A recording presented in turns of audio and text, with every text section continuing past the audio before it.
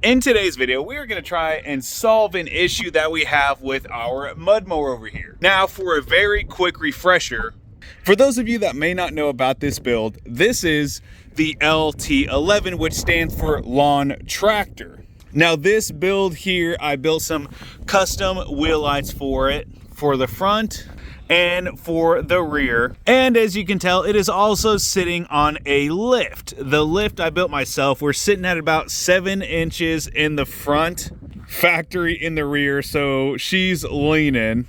We also do have a switch, pretty nice little switch right here, wired up for the wheel lights. Anyways, where I'm going with all of this is this does have a pulley swap done on it. Whenever I did that pulley swap, there were 2 pulleys to choose from, a top and a bottom. I went with the bottom one, which did increase its speed, but also made this thing a freaking death trap. Now, in the process of me doing the pulley swap, I did lose my brakes. No idea what would cause that, so what we're gonna do, we're gonna swap the factory belt back over to the lawnmower and see if that brings back our brakes. I have no idea what would cause it to do that. I've asked a few questions and everyone's always like, that makes no sense. Exactly what I'm saying. So although we're gonna lose our speed, it's gonna be fine because I really want this thing to go to truck shows with or events and just put her around, because when you're at these events, there's a lot of expensive trucks out there and I would hate to lose control of this thing and hit another vehicle. So big and slow works perfect for me, and if I could get my brakes back, that'd be all the more the better. So we're gonna start by wheeling this thing back in there. I did steal the battery out of this, so I'm gonna have to steal it out of my lawnmower when we go to get it started.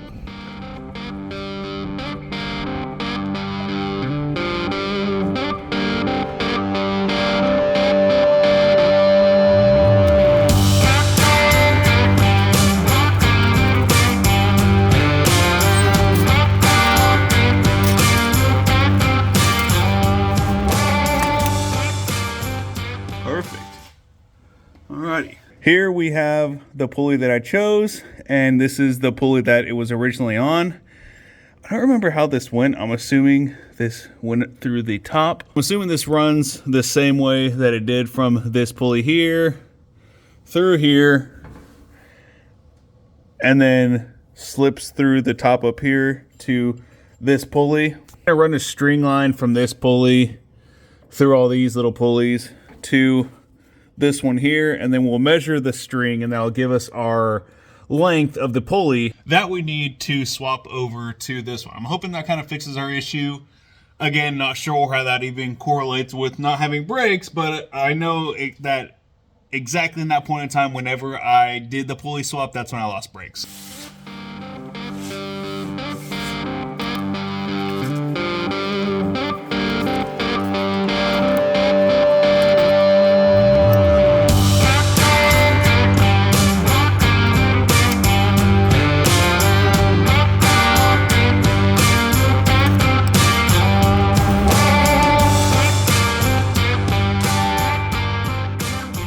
So basically I ran it all as one, and then when I got its length, I tied it together down there when it was just one full piece. And then I'm like, okay, now that I got my length, I just cut it here and then just pulled it all the way through. And now I just got to measure this, call Race Brothers and be like, hey, do you have a belt that measures, 86.5 inches, I think that's pretty much it. So it was so windy outside, I had to do a voiceover and put blocks on the string so it wouldn't get blown away, but we measured at 8 feet. So after getting the measurement, it was time to call Race Brothers and see if they had anything in stock that fit the measurement that we had. Now, the first time they didn't pick up, went straight to voicemail, so I called again, gave them my phone number, and I left them with a note to give me a call back and see what they have. Okay, that's fine. I'll take it back there, Tom. Awesome. Thank you so much. Thank you. Bye-bye. She just ratted out her employees. There's 2 of them back there. I don't know why they're not answering when there's only 1 customer, but whatever.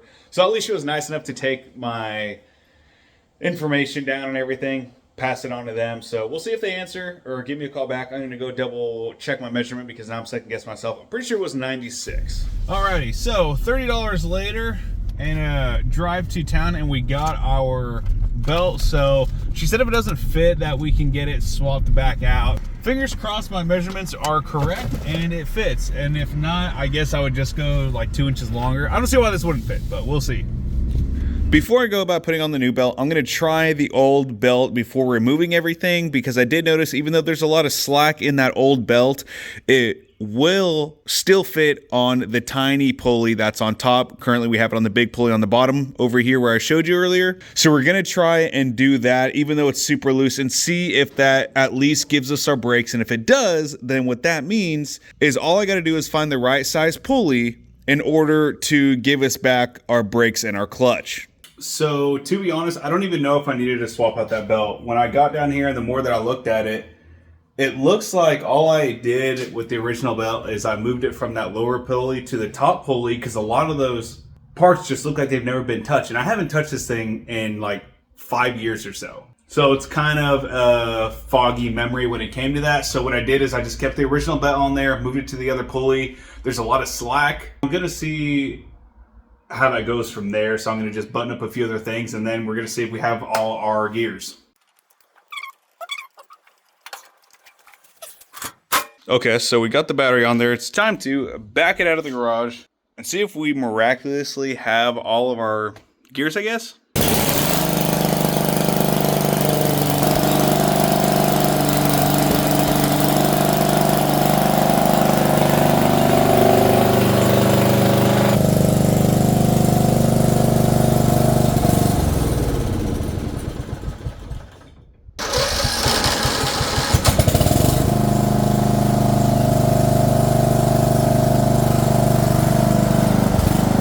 So there you have it. We do have brakes, but I'm not sure what's going on with the fuel issue. It's got fuel in it, and whenever I did all this, it's got a new spark plug, a new carburetor.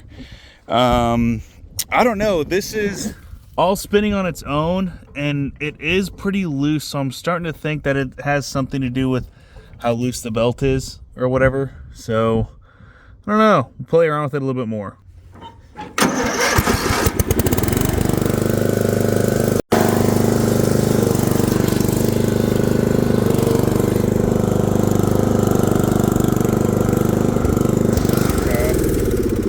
That's weird. So back to the drawing board, sitting on the charger, charge up that battery. We're gonna get underneath here and try and put this belt on. I'm assuming that this has something to do with all the issues that we're having. So upon further investigation, this belt is way too small. So this is at 96. I don't know what the hell this is at, but like there isn't much of a difference. It's literally like a 2-inch difference. The only thing I can think of is this is a 96, we need a 98, and this thing is probably like a 100, 102 or something. So we need, I'm basically going to go and talk to them and see what the size difference is between the two and try and get the one in the middle of these two belts. All right, so we just got back. What we ended up doing is grabbing the one that's 2 inches longer. We're going to see if 2 inches really makes a difference. So we're going to do a transition. It's going to be with the new belt on. And I lied. I got a haircut and went back for the third belt. And we're going to see if this one works. I'm just going to save y'all the trouble. I'm going to time lapse this. Next clip is either going to be it on or off. Okay, so I think it all makes sense now. So it's all kind of coming back to me. So this right here is the original belt that was on it. Okay, stay with me. So factory belt. Measures at 100 inches. The one that I got was 96, 98, and then I went back for a third time to actually get another 100 size belt. Now this one was sloppy and didn't fit right. And I'm like, I must have swapped out the belt. But when I was down there, a lot of the parts didn't look like they had been touched ever. So I'm like, I'm starting to think I never actually swapped out this belt. And it's because I didn't. This is the original belt, but what happened is the reason this gets sloppy is because these edges are no longer more pointy, so this is sitting more inside of the pulley because over time this wears down. So whereas if it were full width of a belt, it would be sitting tighter inside of the pulley, if that makes sense. So this is just a wore out belt, but because it was just such a worn out thin belt, it gave it that slack inside the pulley system. That one that I threw on there, nice and snug, 100 inches just like this one right here. So I think that's what's gonna solve our problem. We're gonna try and get this thing started and basically go from there.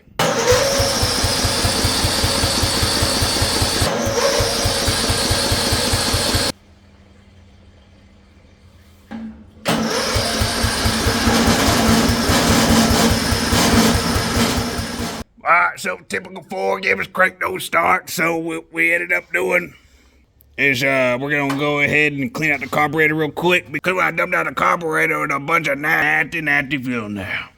It was like brown, gross fuel, so I'm just gonna spray it with some brake cleaner, clean it up, and I'm 99.9% sure that's the issue, and we'll be good to go.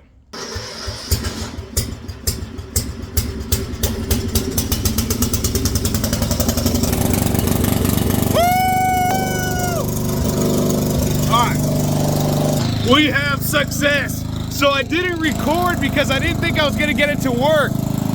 But we do officially have brakes now on the mower. And it is something you gotta kind of mess with. You have to basically mash the brakes. And whenever you mash down on the brakes, it comes to a slow stop. Once you have your foot on the brake, then you can go through the gears. So here we got it in a high gear. Hold down the brake, and it takes a second, but like I said, you can then go into neutral, and you can go into your other gears, but when you let off, it kind of pops a wheelie. Very light. This is a very good, manageable speed. Whenever I had the bigger pulley on it, it was too fast to control. It is back, and we are going to be taking this thing to truck shows. Now that we can safely drive this thing, the next video that is going to be dropping in a few days, we're going to be cleaning her up. So we're going to probably weld this back together, reinforce this so it's not about to break off. Figure something out about this seat, because every time you sit on it, it feels like it's about to pop off, and it is because those bolts are rusted out on it that actually hold down the seat. So we got 2 bolts there, deck to fix on that side.